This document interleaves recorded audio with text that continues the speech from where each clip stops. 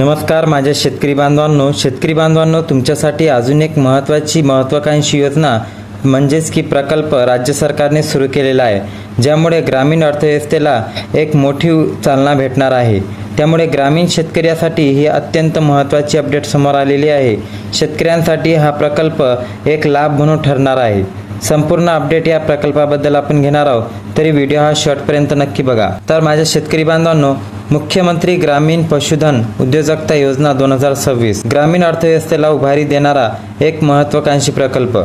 महाराष्ट्र शासनाच्या पशुसंवर्धन विभागातर्फे ग्रामीण भागातील सुशिक्षित बेरोजगार युवक, महिला, शेतकरी आणि शेतमजुरांना रोजगाराच्या संधी उपलब्ध करून देण्यासाठी मुख्यमंत्री ग्रामीण पशुधन उद्योजकता योजना सुरू करण्यात आली आहे। आज 3 मे 2026 रोजी या योजनेची व्याप्ती आणि अंमलबजावणी अतिशय प्रभावीपणे सुरू आहे।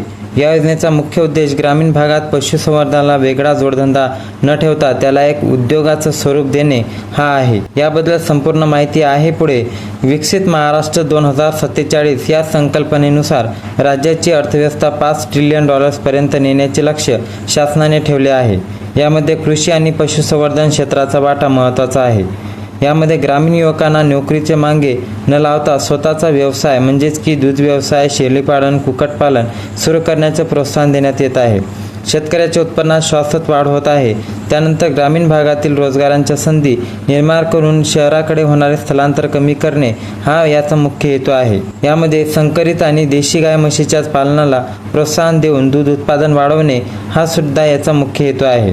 या योजनेअंतर्गत विविध प्रकारचे गट म्हणजे युनिट वापर केले जातात। प्रामुख्याने यामध्ये प्रकल्पाचा समावेश आहे, ज्यामध्ये दुभत्या जनावरांचे गट वाटप म्हणजेच की बहुतेक लाभार्थी 5 दुधाळ गायी आणि म्हशीच्या गटासाठी अर्ज करतात।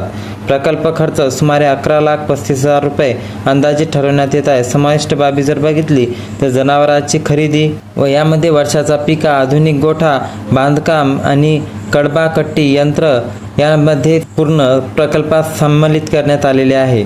गटमध्ये बघितलं तर 50 शेळ्या आणि 5 बोकड आणि 50 मेंढ्या आणि 5 नर मेंढे यामध्ये अनुदान करण्यात येत आहे। या प्रकल्पासाठी शासनाकडून मोठ्या प्रमाणावर आर्थिक सहाय्य दिले जात आहे। कुक्कुटपालन यामध्ये जर बघितलं तर गट 1 मध्ये 25 मादी आणि 3 नर असे 28 पक्षी संच भेटणार आहे।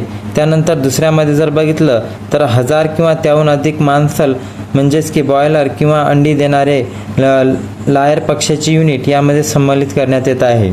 वराह पालनासाठी देखील 5.1 च्या गटात अनुदान दिले जाणार, म्हणजेच की 2.0.8 लाख रुपयांचा खर्च या प्रकल्पात देण्यात येईल। या योजनेत सर्वात मोठे आकर्षक म्हणजे मिळणारे भरीव अनुदान। सर्वसाधारण प्रवर्ग जर जनरल असेल त्यांना 50% पर्यंत अनुदान मिळणार आणि अनुसूचित जाती किंवा जमाती असेल, SC ST असेल तर 75% अनुदान मिळणार आहे। हे अनुदान थेट लाभार्थीच्या बँक खात्यात DBT द्वारे मिळणार।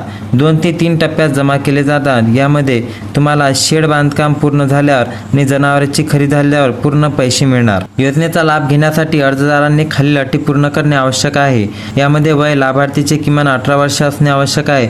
स्वतःच्या नावावर किमान 1 एकर जमीन असावी किंवा 5 वर्षाचा नोंदणीकृत भाडेपट्टा असावा, यामध्ये हे नोंद करण्यात येईल।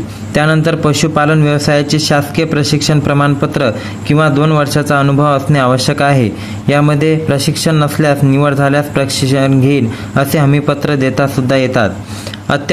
अत्यभूधारक म्हणजे 1 हेक्टरपर्यंत, अत्यभूधारक म्हणजे 1-2 हेक्टरपर्यंत महिला बचत गट किंवा वन हक्क धारक यांना सुद्धा प्राधान्य दिले जाणार।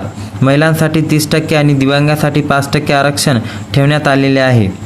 अर्ज करताना खालील कागदपत्रे तुम्हाला डिजिटल स्वरूपात जवळ ठेवावी लागणार। 7/12 उतारा आणि 8A प्रमाणपत्र, आधार कार्ड आणि पॅन कार्ड, बँक पासबुकची सत्यप्रत, रहिवासी प्रमाणपत्र, जातीचा दाखला, रद्द केलेला धनादेश, पशुपालन प्रशिक्षण प्रमाणपत्र, दिव्यांग असल्याचे प्रमाणपत्र। यामध्ये जर अर्ज प्रक्रिया बघितली तर योजनाची अर्ज प्रक्रिया पूर्णपणे ऑनलाईन आहे, ज्यामुळे पारदर्शकता राहते। अधिकृत पोर्टल जर बघितलं तर महापशुसंवर्धन विभागाच्या ah.maharashtra.government.in अधिकृत संकेतस्थळावर जा।